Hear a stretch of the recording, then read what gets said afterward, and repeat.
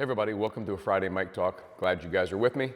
Thank you for being a part of the Song and Sword family, and I hope that you'll share this with others and pass on this good stuff. It really has been a good study this week, but every day, all we do, we get in the Word of God, we grab some coffee, and we start off together praying for one another. Pray with us at 1:49 every day. That's kind of the time every afternoon we've designated to pray. And we're praying for you. Text prayer to that number on the screen. It's been a heavy week of prayer requests, but I've put them all in the book, and I've prayed for you several times if you sent anything in. So thank you guys for entrusting us with your prayers. I want to continue today. By the way, it's Cinnamon Roll Day. I'll go get that in just a moment. Having a holiday right in the middle of the week means that I'm not going to rest fully today. I got a little bit more work to do, but that's okay. We're heading into the weekend, got another great sermon cooking. I hope you'll tune in for that on Sunday if you can't be at the Chateau. But I want to continue this idea. We've been talking about what happens when a Christian man or woman, specifically a preaching pastor in a public way, has a moral failure.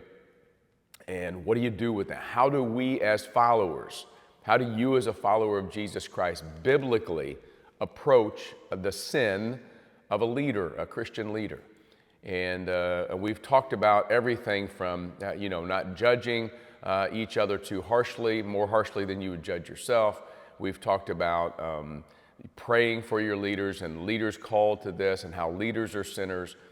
Today, I want to talk about how do you go about with consequences and restoration. In other words, what price is paid for the sinner, for the pastor who's fallen, and what's the future? What's the restoration look like? And I'm going to go to one of the most famous public sins by a Christian leader in the history of the world. And that's Psalm 51. David is the king, the man after God's heart. He has committed adultery with Bathsheba and arranged it so that her husband is killed in battle. He's confronted in 2 Samuel chapter 11 and 12. You can see the whole story there from Nathan the prophet. And then David writes this song. We have the notes, and these notes are historic as well. Not inspired word of God, but it's historic notes. In Psalm 51, at the very beginning, to the choir master, a psalm of David, when Nathan the prophet went to him after he had gone in to Bathsheba.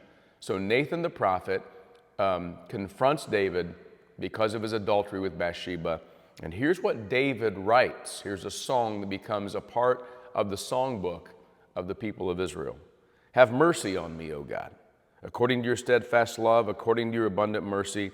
Blot out my transgressions, wash me thoroughly from my iniquity, cleanse me from my sin.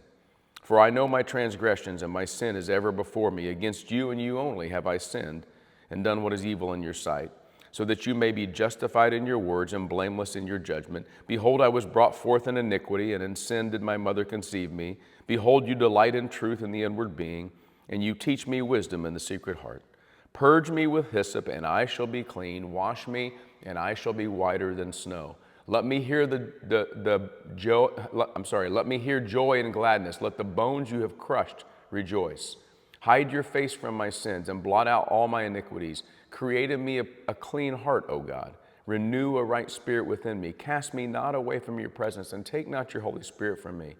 Restore to me the joy of your salvation, and uphold me with a willing spirit. Then I will teach transgressors your ways, and sinners will return to you. Deliver me from blood guiltiness, O God of my salvation, and my tongue will sing aloud of your righteousness. O Lord, open my lips, and my mouth will declare your praise. You see all the stages that a Christian leader goes through after they've sinned publicly. And the first thing is to get right with God. He has to make sure that he has to come before God and ask for forgiveness. 1 John 1:9, I've said this before, if we confess our sins, he's faithful and just to forgive us of our sins and cleanse us from all unrighteousness. Number one, we got to deal with the fact that we have sinned against God. David does that. Excuse me. So David says, God, I've sinned against you. I want that to be right first and foremost. And that's the first thing that happens when a leader fails, when a leader messes up. And I suspect that happens behind closed doors faster than most people on social media get to see.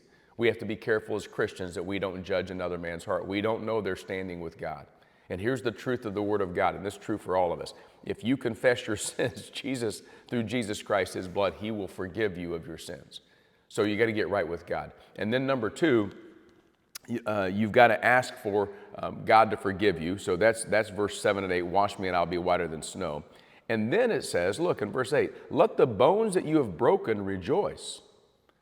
Restore to me the joy of your salvation, he says in verse 12. There are consequences to sin, even when you're forgiven in God's eyes. Some people are like, well, why, when a pastor fails and he confesses and he and God are good, why can't he just get his job back? Well, there's consequences. And David dealt with a number of consequences. Number one, the kid that was born from Bathsheba, the adulterous relationship, died. David mourned that.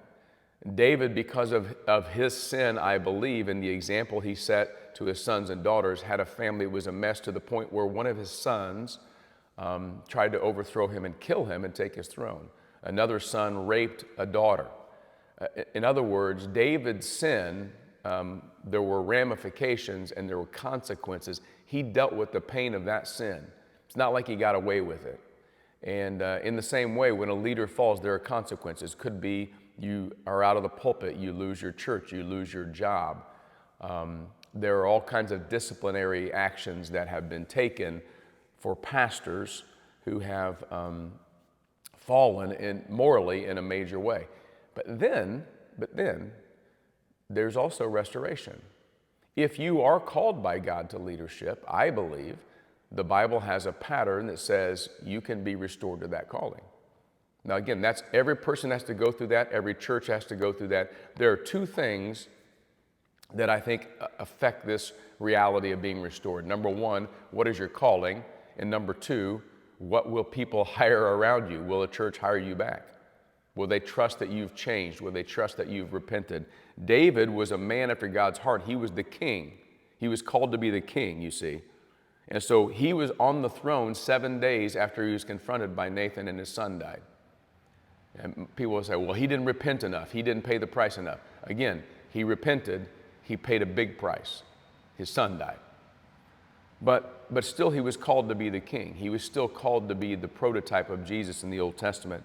And so he says, restore to me, verse 13, then I will teach transgressors your ways and sinners will return to you. In other words, let me go back again, God, to being the one who upholds your word and upholds the truth and teaches transgressors. There's nothing better, there's no one better to teach a transgressor than a fellow transgressor. And some of the most powerful preaching I've heard are pastors that 10, 20, 30 years ago committed adultery or some moral sin that was public, and now they're preaching again, and it's just better, it's deeper, it's richer because it's real. When you preach grace, it's got to be real to you first, then you can preach it to others. So David understood that, and he was restored. And how long should that have been? How long should it be in the case of people we know? I don't know. There's one other thing I want to add here. A lot of people are like, well, in the case of big name people, like a couple of pastors up north in Chicago from here, and others whose names I'm not going to drag through the mud anymore, they say, well, all the books they wrote and all the leadership stuff they did, we throw them out the window or whatever. And I'm like, well, that's not a pattern in the Bible.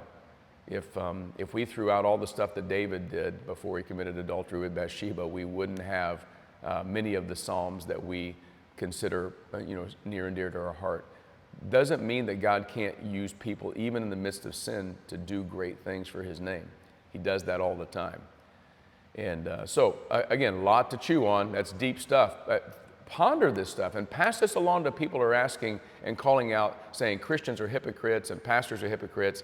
It's not that easy. I'm sorry I've gone very long today. I'm looking at my timer going, wow, this almost turned into a sermon. I love you guys. We'll see you soon. Bye.